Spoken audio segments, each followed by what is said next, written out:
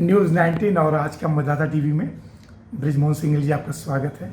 Sir 2-3 दिन के बाद जो है नवरात्र पर्व स्टार्ट हो रहा है, तो मैं चाहूँगा कि अक्सर जो है व्रत के लिहाज से यह पर्व बहुत ही शुद्ध और पवित्र माना जाता है।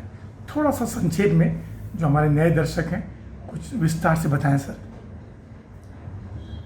देखिए, नवरात्रे जो हैं सनातन धर्म का एक स्वरूप है और हर धर्म में उपवास रखना, व्रत रखना किसी न किसी रूप में अनिवार्य बताया गया है। इससे जो हमारा व्रत से जो हमें धार्मिक लाभ होता है वो तो है, लेकिन आयुर्वेद ये कहता है कि अगर हम व्रत रखते हैं तो हमारी बॉडी का जो पाचन क्रिया है वो भी बहुत अच्छे तरीके से व्यवस्थित हो जाती है। तो मैं तो सभी हिंदू धर्म प्रेमियों से कहूँगा कि यथा शक्ति के अनुसार इस व्रत का पालन करें। जिनको कोई बीमारी है वो इससे बच सकते हैं, उनको नहीं करना चाहिए, लेकिन जो स्वस्थ लोग हैं उनको निश्चित रूप से इसका पालन करना चाहिए। बस सर 1-2 सवाल और ब्रिजमोहन जी, क्योंकि आप हमेशा जो है बहुत सारे ऐसे सटीक तर्क देते हैं जो कि सोसाइटी के लिए, व्यवस्था के लिए 100% सही होता है। सर रामलीला का आयोजन सब जगह स्टार्ट हो गया है, तो अक्सर देखा जाता है कि अगर 2000 गज में रामलीला हो रहा है तो रामलीला मंचन का स्थान बहुत कम होता है, बाकी सर मेला का स्थान ज़्यादा हो गया।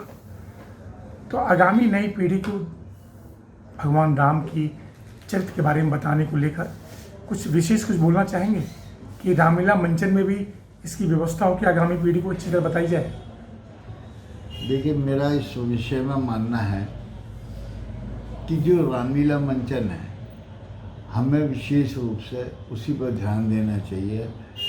ये जो मेला वर्ल्ड इसमें जोड़ा गया है, जी, ये मेला वर्ल्ड जोड़ना गलत है। हम अगर जा रहे हैं रामलीला देखने जा रहे हैं, ना कि मेला देखने। लेकिन आधुनिकता और भौतिकवाद ये कहने लगा है कि भाई हम तो मेले में जा रहे हैं। तो जैसे कवि नगर है, आप देख लें, वहाँ पे बहुत सीमित स्थान हो गया रामलीला मंचन का, सारा स्थान मेला ले लिया। ये बहुत उचित नहीं है, लेकिन जो भौतिकवाद में हम पड़े हुए हैं उसका ये रूप है कि हम उसे मेले के रूप में लेते हैं। अगर हम किसी अन्य धर्म के, खासकर मुस्लिम धर्म के उसमें जाएं तो इस प्रकार का मेला वहाँ पर कभी नहीं लगता। वो कभी ऐसा काम नहीं करते हैं। वो खाली अपने धर्म के ऊपर जाते हैं और अपने खुदा की इबादत करते हैं। हमें उनसे सीख लेनी चाहिए। सर एक मन कर रहा है एक सवाल और, क्योंकि दीपावली आ रहा है और भगवान राम का राज्याभिषेक का दिन था। पूरे जितने देशवासी थे सब खुशी में दीपोत्सव मनाते थे, तो उस रूप में कुछ बोलना चाहेंगे? दीपोत्सव मनाना बहुत ही पुनीत कार्य है और हमें उसको अच्छे से मनाना चाहिए। लेकिन हमारे यहाँ क्या हुआ है कि देखा देखी हमने उसमें आतिशबाजी, पटाखे चालू कर दिए हैं, जिससे बुजुर्गों को और बच्चों को सांस लेने में बड़ी दिक्कत आती है। हमें अपने बच्चों को, खुद अपने आप को पटाखों से दूर रखना चाहिए। हम अच्छी से अच्छी मिठाई बनाएं, उसे सोसाइटी में बांटें, गरीबों में बांटें, खुद खाएं प्रसाद के रूप में। ये पटाखे चलाना, इससे कोई हमारी कहीं नहीं लिखा कि हम जो है, किसी शास्त्र में नहीं लिखा कि पटाखे बजाएं और वातावरण को प्रदूषित करें सर। वातावरण और सर ज़्यादा से ज़्यादा मिट्टी के दियों का उपयोग करें सर।